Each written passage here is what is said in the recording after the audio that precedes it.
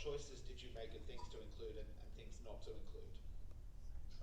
Those choices were sort of made for me. I mean, Sean's script was incredibly restrained and was was extremely uh,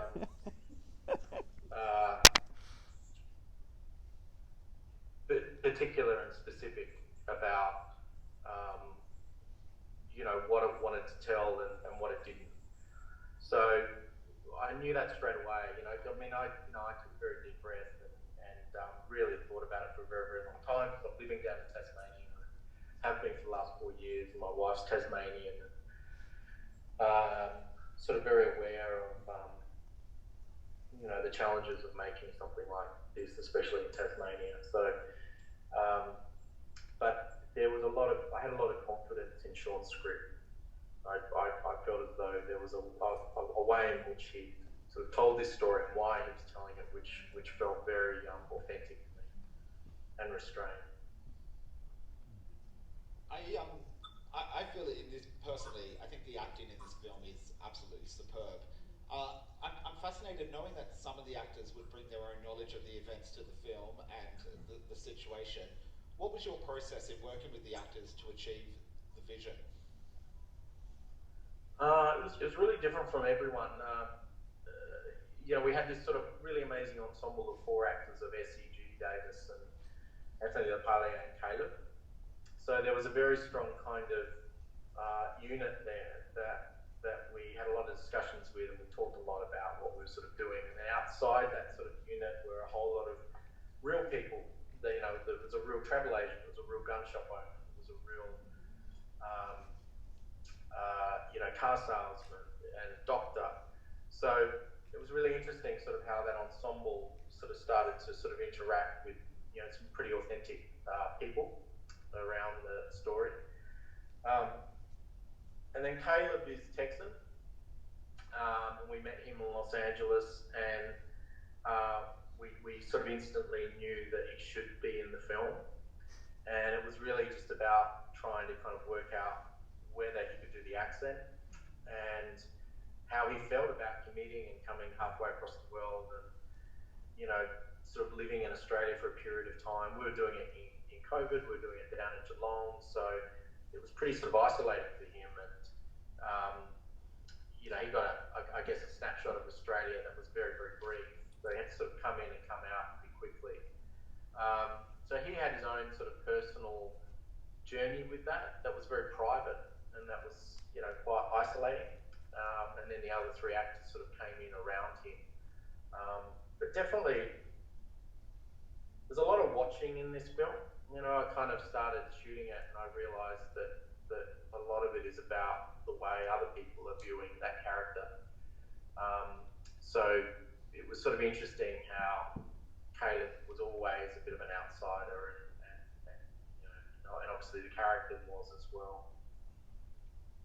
I do want to note that Caleb's accent in the film, his Australian accent is absolutely amazing, and it's not just an Australian accent, but it kind of defines an accent of the time in Australia. How did he achieve that? How did he work with that? Because it would have been quite difficult to get there. Yeah, we have this amazing voice coach, Jenny Kang, who worked with Dev Patel online, and she's kind of a bit of a guru with Australian accents because it's so hard to do for American and UK actors.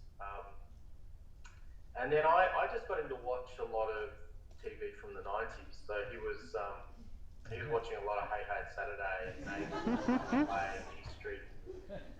He kind of got immersed in a very, very particular type of accent in Australia in the 90s. It was sort of a little bit broader. So he just listened to a lot of sort of Australian culture on TV, really. So I'm not dictating the conversation. Do we have any audience questions? We do. I'm just curious. I know obviously with filming something like that, there's a lot of poetic license, and from what I understand, his mother has never actually spoken to the media. Was there any input at all from her? No, we didn't contact his mother. She's written a book, and she's also done various interviews. One quite high-profile interview with 60 Minutes with Charles Woolley some time back. But she, from my understanding, I think she's still in Tasmania. But no, we didn't contact her or have a conversation. Hi, Justin. Congratulations! It's an incredibly powerful film, and Thank you. very brave for making it. It's a magnificent. It's a hard watch at times. That scene of the gunshot was quite confronting to think that he could have so easily pulled those weapons. And it also looked amazing. It's visually, it's cinematic. It looks amazing on the big screen. So congratulations. You're obviously no stranger to these very dark subjects. I mean, Snowtown, the world of John Bunting, and it reminds me also of Ron Woods' a very powerful film from '98, The Boys, the lead up to the Anita Cobby killing, very menacing and that ominous. You just knew something was brewing and something big was going to happen. I guess my question is, why is it so important, do you think, that we tell these stories? Because they seem to be part of such an important part of modern Australian history, don't they? Yeah, I mean, I guess it sort of speaks to what I was saying before, is that there's something familiar. There's also a particular male toxicness that I definitely grew up around and instantly know when I see it, and it's still around. And it's there's something about culturally about those that are without any sense of sort of footing.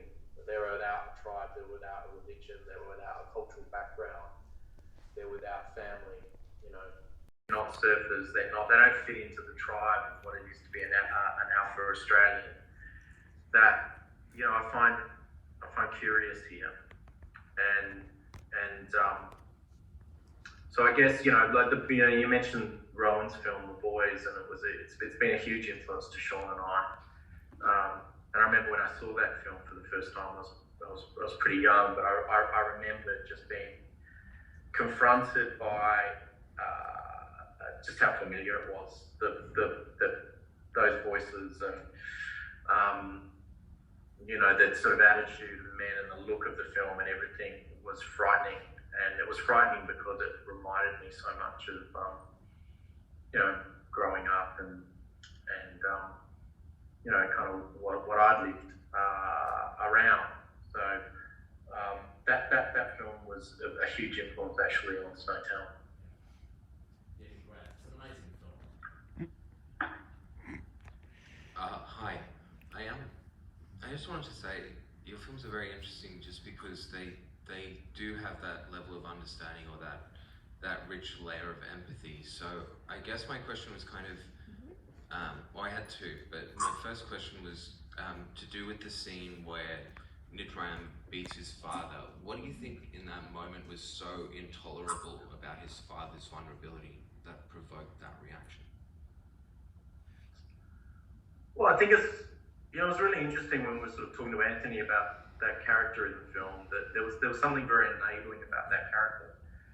He was the one that probably dealt with conflict and trauma or challenges in regards to being a father of him by saying yes a lot and sort of enabling and being that person that was sort of always there and always picking him up from school when he was expelled, and I think for the first time for us it was someone that literally could not get off the couch and could not be that, and suddenly that becomes foreign and that becomes different from what the relationship sort of was before, and that person can't be that in that person's life. So I think a lot of that had to do, I think that shift had a lot to do with, I guess, how we set Anthony's character up in being this person that sort of says yes to everything, and poor Judy's character has to kind of be a certain energy and a certain kind of a certain person in her son's life that that perhaps she doesn't want to be, but sort of has to be because of what's sort of coming back from the father.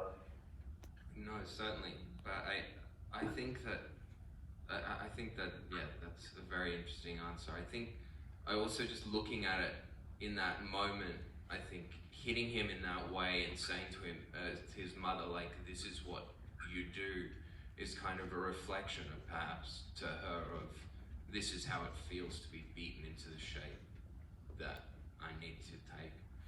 I guess my second question, just because I don't want to hold up everyone's time, is at the beginning of the film in the archival footage, when Bryant said he learned a lesson, he obviously did. What do you think the lesson that he learned was? Is this in the archival footage at the beginning with the fireworks after with him being burned? Yeah, so he says, she asks him, she says, did you learn your lesson? And he says, yes, I learned my lesson. And she says, are you going to play with fireworks anymore? And he says, yes. So to me that suggests that he learned a lesson, but not the lesson that she's hoping for. I think it's just something that you say. To me, to me, well, what was always curious about that footage was it was saying what comes before that footage. Just to give you some context, and I think in the film all you hear is the voice of another child, but actually the footage is quite long. It goes for about 6 minutes, and it was a promotion for a new hospital wing in Hobart, a burns unit. So they were going around and they were talking to a whole lot of different kids who had burns, and actually there were 3 or 4 kids there that had accidental burns from playing with things, and all of them gave the answer of I've learned my lesson, I've learned my lesson. And it's really interesting when you see it in context. You know, he says it as a sort of pattern to what the other 3 have said. It's almost exactly the same as the other recordings of the other kids. So I'm hearing that he's falling into the pattern, but I also see when he's looking at the Dunblane massacre or when he's recording himself that, you know, perhaps in those moments people sought to understood him more. You know, the lesson was, if I do something like this, it isn't, you know, the destructive element, but it's what follows afterwards, the questions and the depth or need to understand the moment, I suppose. Right. Yeah. Yeah. That's your take on it, and that's fair enough. Yeah. Just ask, how much research did the scriptwriter do on Martin Bryant before writing the script? Because I knew Martin, Right. and for a number of years I had reasonable contact with him, and he wasn't the aggressive person that was portrayed right from the beginning of this film. Yep. I can see and I know what he did was dreadful and all the rest of it, and I'm just grateful that my children weren't damaged by him because he interacted with them. But what I have just seen bore very little relevance to the person that I knew. Sure. Yeah. Look, there's many people that I've met that knew him as well, quite intimately, that have a different point of view to you. I think it is a piece of art. It's not a documentary. It's a piece of fiction. Sean did a lot of research on this, and there's also a time where you're trying to work out what is the story that you want to tell and what is the truth of the story that you want to tell. But obviously your experience and your sort of memories of that person is are different. Okay. I just wasn't sure whether it was meant to be a documentary type film or whether it was fantasy or whatever. But No, it's definitely inspired by a real person. It's definitely inspired by real events and a family. At the same time, when you're making films like this, they do become, you are choosing, so you're choosing people that are not, were part of the events, that are not, that you've left out of the film. You might be adding people in at different time frames. I mean, the film takes place and it feels like it's over, more a kind of 12-month period as opposed to actually it was over a 10-year period. So it's just the challenges of telling stories and making films, trying to get to the truth and point of view of what you're trying to do. But I understand everyone's going to have different experiences. And it's the same when I was working on, Snowtown. That I met I met the boys, the brothers that were part of that family, and they had very, very different memories to others that I met that were outside the family and having a completely different relationship with John. So, I've met many people that have had many different relationships in the past with that person, and there are very, very differing experiences,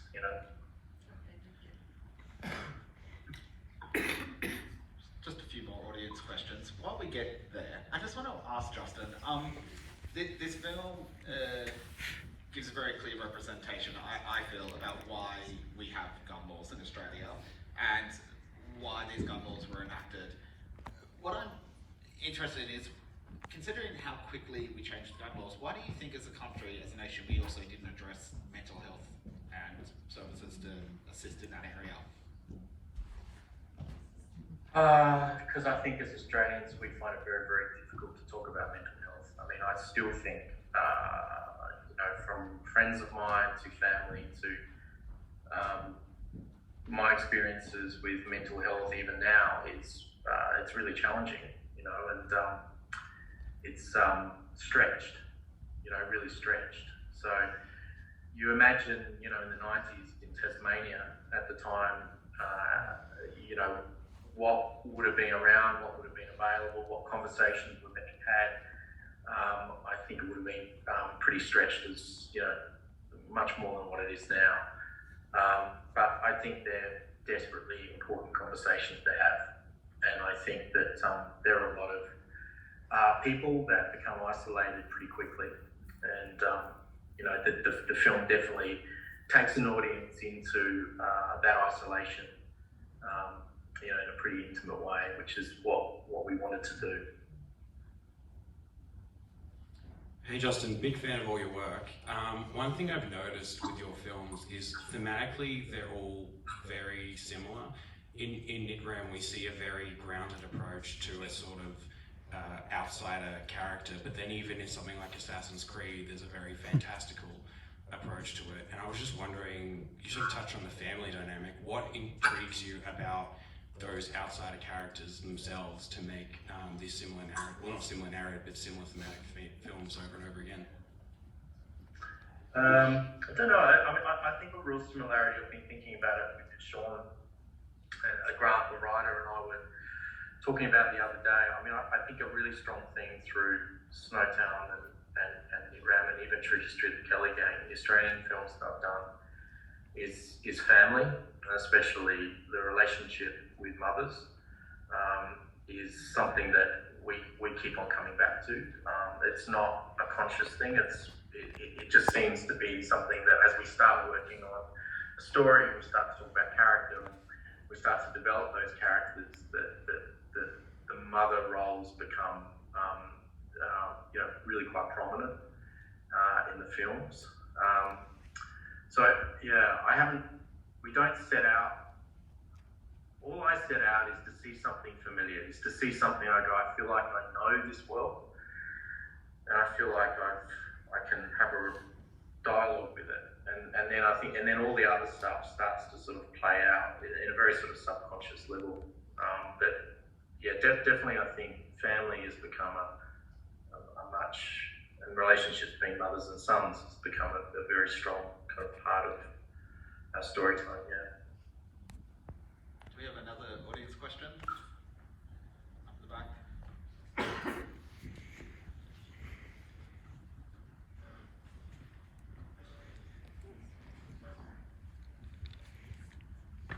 I was just wondering about the thought process in which to present the film in a 4:3 aspect ratio. I was just wondering if that was to fit in with the archival footage at the start, or maybe the time period. Yeah. Yeah, it was interesting. It felt we were wanting the film to feel very domestic and a little claustrophobic and a little intimate. And then we started looking at this possible, not only the footage at the beginning, but also TV footage. The TV plays quite a bit, so you're continually seeing that sort of 4:3 frame. But there was also something about it that reminded, just the ratio reminded me of the 90s and watching TV. And it suddenly, you know, it suddenly felt much more grounded for some reason. As soon as you go anamorphic and, you know, and you're sort of really stretching out the ratio and making it very cinematic, there's something where you're beautifying the frame a little bit, and you're kind of, and this felt, every urge in us was about kind of compressing things and really, and restraint, and really trying to ground as much as possible. And there was something about that ratio that sort of spoke to that, you know, in a really strong way. And then we put it up and saw it, and got used to it, and it sort of stayed. Thanks, Justin. I'm very aware of your time, and you do need to be somewhere else. Do we have time for just 2 more questions? Yeah, you know, absolutely. Sorry, I just wanted to ask quickly, I guess with your previous film, Snowtown, also the true history of the Kelly Gang, and now with Nitram, you're kind of telling stories that are based somewhat in truth. They also then take on this other element of, I guess, controversy. So when you go into interviews about the film, there's already a certain dynamic set up. So I'm just kind of wondering about your relationship to the material as author, like how much control you feel you have and how much is ceded to kind of the audience before and kind of after they've viewed the product. Yeah, I think that definitely with this film,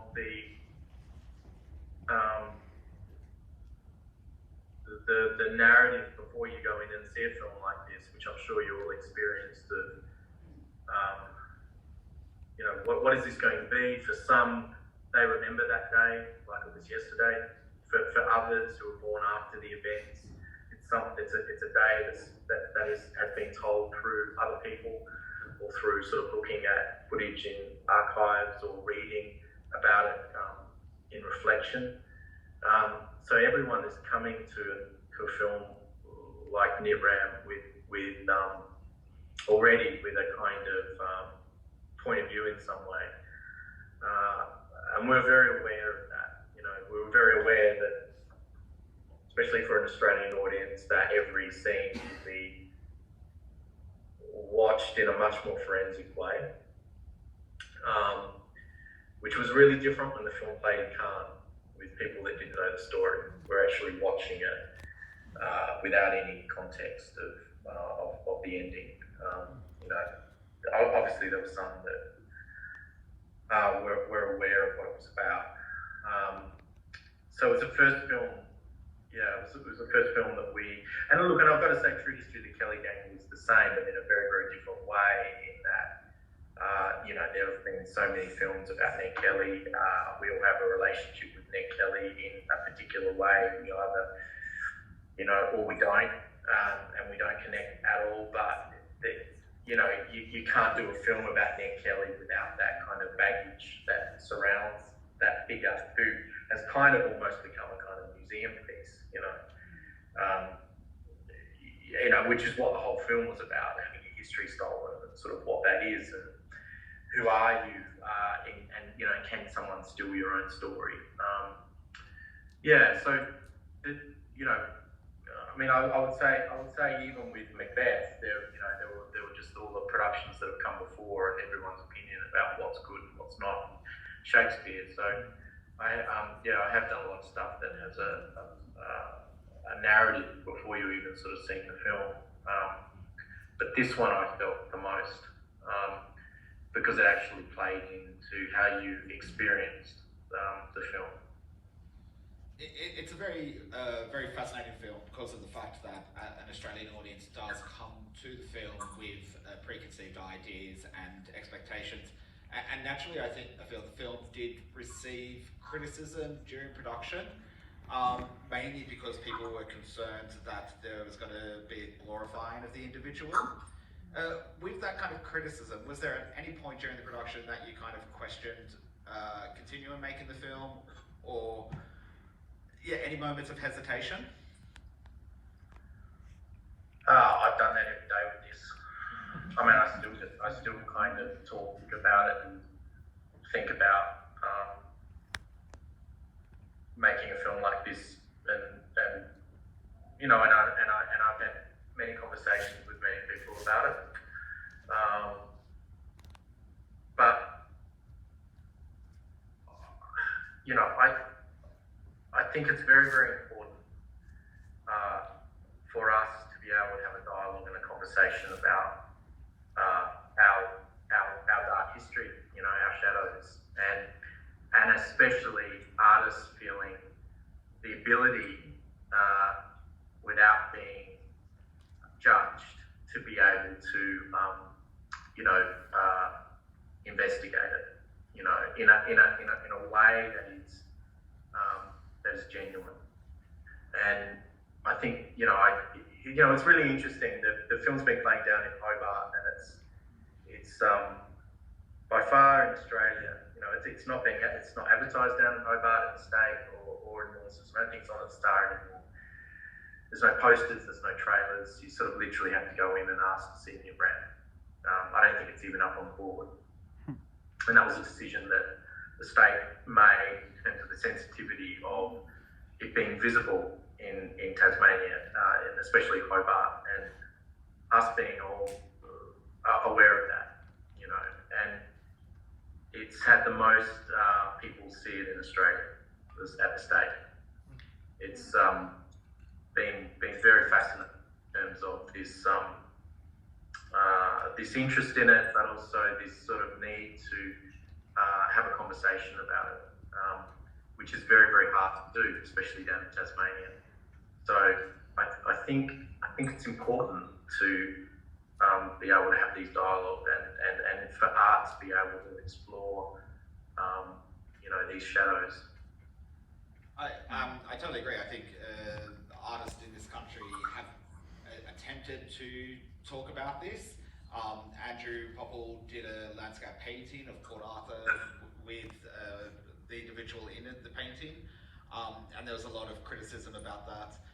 And then, of course, there's been criticism of this film being made, but at the same time, as a country, there's documentaries about the situation. So I do think this probably isn't a question, it's more just a ramble from me that we kind of don't accept the artists being allowed to talk about these situations. I'm very aware of your time and that you do need to go, so I just want to take this moment to thank you very much for this film. I think it's very, very well made. It's very beautiful, hard to watch, but definitely a film that deserves the praise that it's being given. Thank you very much, Justin, for the film, and best of luck. Thank you. Thank you.